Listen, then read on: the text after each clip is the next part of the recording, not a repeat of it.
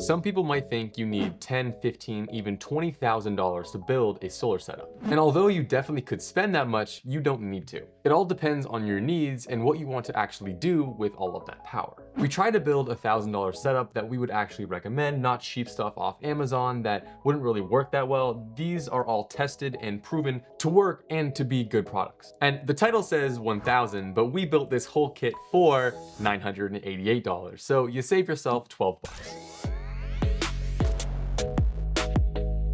Welcome back to the lab where our opinions cannot be bought. Most people spend thousands on solar, but you don't need to. Depending on your use case, you could easily get away with spending only 1,000. If you're anything like me only a couple of years ago, you probably have no idea where to begin or what brands are actually trustworthy. Here at the lab, we decided to build a $1,000 solar setup that we recommend, trust, and have tested. We also have links to all the products we're going to show you in today's video. All the links will be in the description with codes to save you guys some money. But with that being said, let's just jump into this video.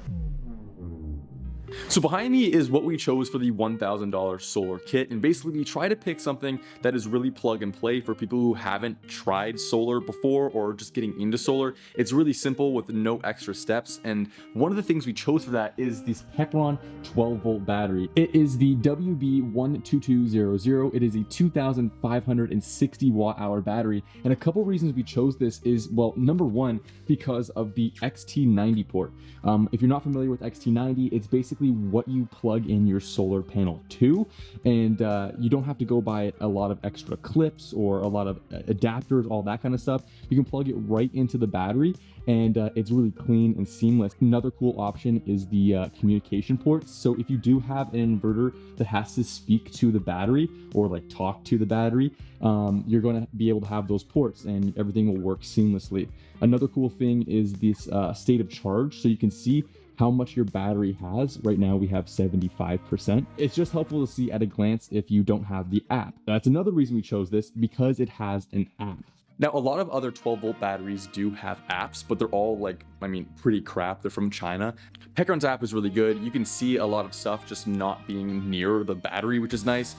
State of charge, like input, output, all that kind of stuff. And the biggest reason we chose this is because of the handles. Now, the handles are mounted to the side right now, but you can mount the handles literally everywhere there's screw holes. So if you want to put it to the bottom of your boat, you're able to do that.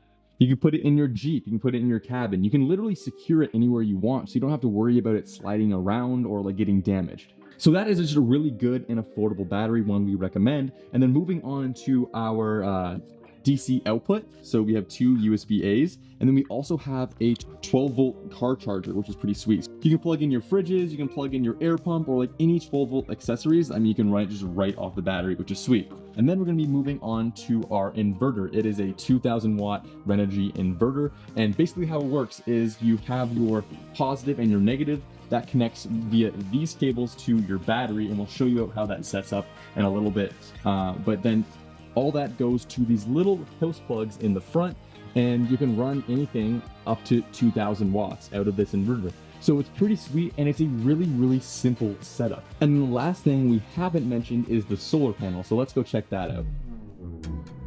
This solar panel is actually pretty cool. It is the Rich Solar 200 watt folding solar panel. And usually you see those folding solar panels that are like flexible and movable, but this one's cool because it is rigid.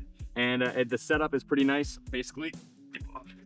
So these feet right here, they fold out, and boom, they face the sun, and they're nice hard. They're not gonna break on you. They're stiff. They're nice. And back here you have your solar panel connections. So this connects to your adapter, which connects right into the battery. The reason we chose this solar panel is because it's a low voltage solar panel for the battery. And then another reason we chose it is because you can move it around, it's portable. These legs on the back are really nice. They're rigid, so you can just if you're throwing it around, or if there's a lot of wind, they're not gonna break, anything like that. And for example, these solar panels we have in the backyard, once you set them up, they're just there forever, and they're facing the same way every single time. So this 200 watt solar panel is pretty good for our setup right now. And another little bonus tip when you're setting up solar panels, as you can see right here, this shadow is kind of coming off and at an angle. And solar panels work best when they're facing the sun directly. So when you have this kind of angle, if you want to come over here, Robbie, you can see that you can't see any shadow, meaning that they are getting the most sun that they can. And this is exactly what you want when you're trying to optimize that sun in like a cloudy day or just when you're going camping. So those are all the products we used in this kit. Now let's kind of get into pricing. This solar panel right here is $260. This battery is $379. This inverter is $285. And this DC output is $1875. These power cables came with the inverter, so no extra cost for those. This solar panel adapter cable actually came with the Techron when we got it. If they don't come with them now, I think they're only like $5. So overall, it's not a really expensive kit. We're under our $1,000 and it is super easy to set up. So the first thing I do is I connect the positive and negative wires to the inverter. After that, I connect those same wires to the battery, as well as connecting my DC output with the 12-volt car socket and the USBs. I then make sure that the inverter actually has power from the battery. After that, I set up the solar panel and connect it to the battery via the adapter. Once I do that, it's all set up and ready to go. Okay, so as you can see, like, it was really simple. Now that it's all done, Robbie's gonna pull out my phone there, and you're gonna see that's at around 78%, and it's inputting around 50 watts from the solar panel. And the reason that is because the solar panel is going through the battery, through the inverter, and kind of like a pass-through deal, hitting the 80 to 100 watt light bulb. But once I turn off the inverter and it just goes straight to the battery, you're gonna see that it's inputting around 159 watts. So it's cool that it has solar pass-through, and it's cool that it's charging the battery as well. Now, if you were to lay this solar panel a little bit more flat and kind of more towards the sun, you would be able to get closer to that 200 watt input, but now you know that just everything works and it's a pretty simple setup. So I just showed you the components of this kit and how easy it is to set up. And now I kind of want to show you the 2000 watt inverter and what it actually means for you and what it can run. Here we have some household appliances like a light, a toaster, a kettle, a fan, and a 12-volt mini fridge. And I'm just gonna plug in this light right now, show you that it can run this thing no problem.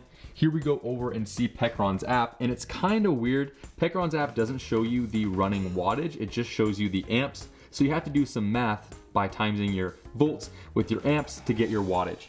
Hopefully Techron can fix that in the future because it is kind of annoying. As you can see, this light bulb is running at 100 watts, well, about 100 watts, no problem. Moving on to the toaster at around 650. Again, this inverter is going to run it no problem. As you can see, it's running. You can kind of hear it there, and you can see that it's glowing orange and heating up. Now we're gonna move on to this 1500 watt kettle, and we're gonna plug it in. Again, this will work with no problem because it's still under that 2000 watts. It just clicked on. You can kind of hear it working, and it's going no problem as well. Now what we're gonna do is we're going to plug in this 12-volt mini fridge into this DC plug that we plugged in or we connected before. Boom, that's plugged in. That's not even running on the inverter, that is running off pure battery. And as you can see, the mini fridge is working. Now that's all great and dandy, it can run one by one, but what do I put on all together? What can it run all together? And we're gonna try the light, the toaster, and the fan. So we'll plug in the light, we'll plug in this fan, and we'll plug in this toaster.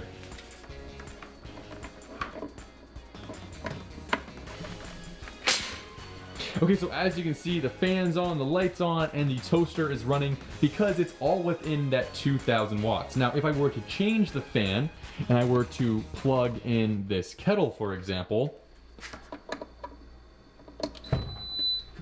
let me just turn it on.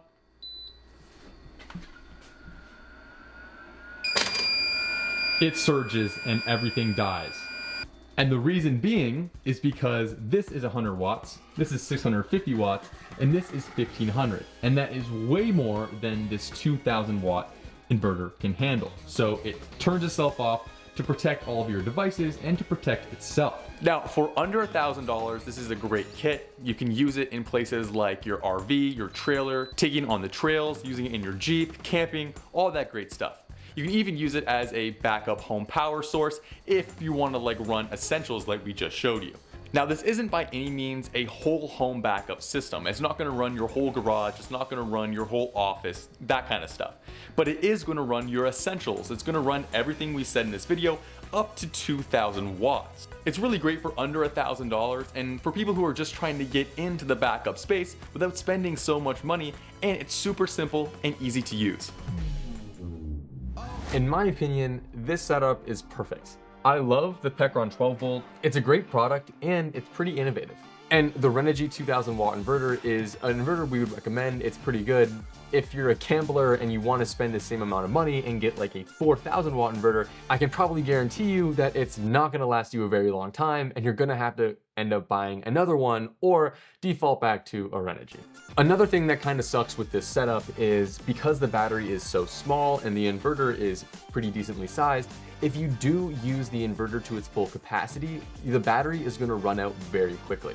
But that's just the cost of doing business with a $1,000 kit. You can't really expect so much battery power because batteries are expensive. And then another thing is with the solar panels we recommended, 6.5 hours of solar charge time is needed to fully recharge this battery. And that's kind of slow, but I mean, for the price, it's not that bad. And if you're gonna use it as something that's just gonna sit there and in your RV or something like that, you'll probably never find yourself getting too low. One thing that could make this setup a lot better is a way to carry it all. I would put it in a tote or something, but we only had $12 left in our budget, so I didn't want to go buy a tote and put us over. Anyways, that's it for today's video. I hope this video helped you a little bit and showed you how you could spend your $1,000. Would you buy this setup or would you go with something totally different? Let me know down in the comments. Again, in the description, there's going to be links to all the products we recommended, as well as discount codes to save you guys some money. Thank you guys so much for watching this video. Peace out and stay charged.